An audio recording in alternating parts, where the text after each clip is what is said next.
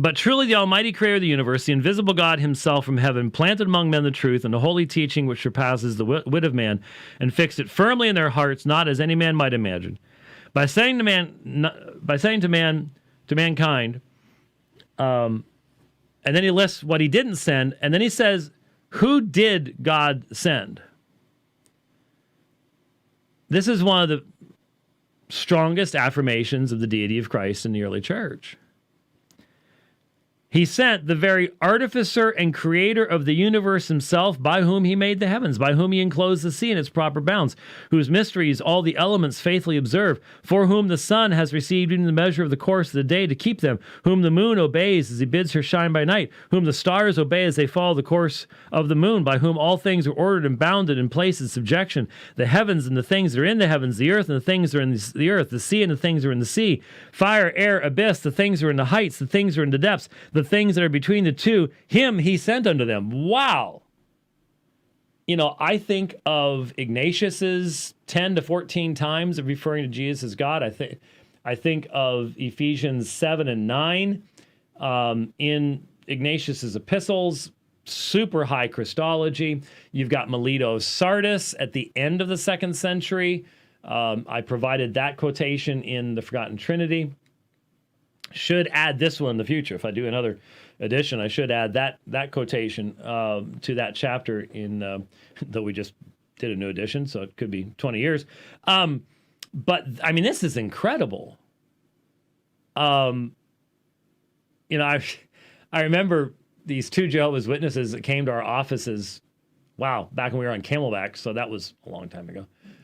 And I remember I could still see this in my mind's eye. This Jehovah's Witness, a fairly brave one to walk into our offices. Remember where he was sitting? I remember we had a paper folder right behind him. I remember that. So the 2 offices, this is the front office. If you're looking out toward the gun store, is the right-hand side. And this guy is telling me that no one believed in the doctrine of the Trinity until the 12th century.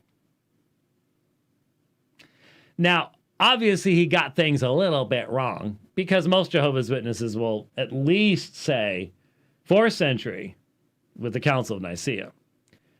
But here you have such an incredible testimony to the deity of Christ. And it's, again, would be nice to have a firmer date.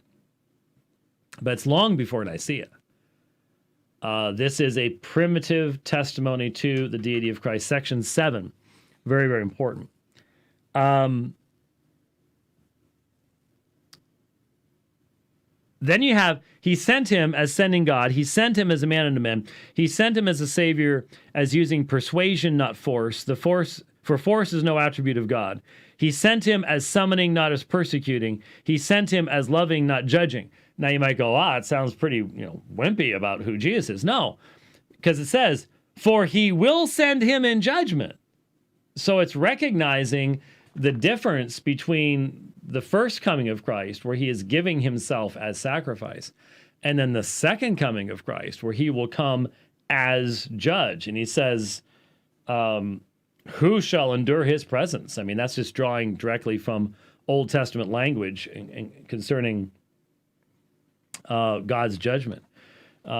These look not like the works of a man. They are the power of God. They are proofs of his presence.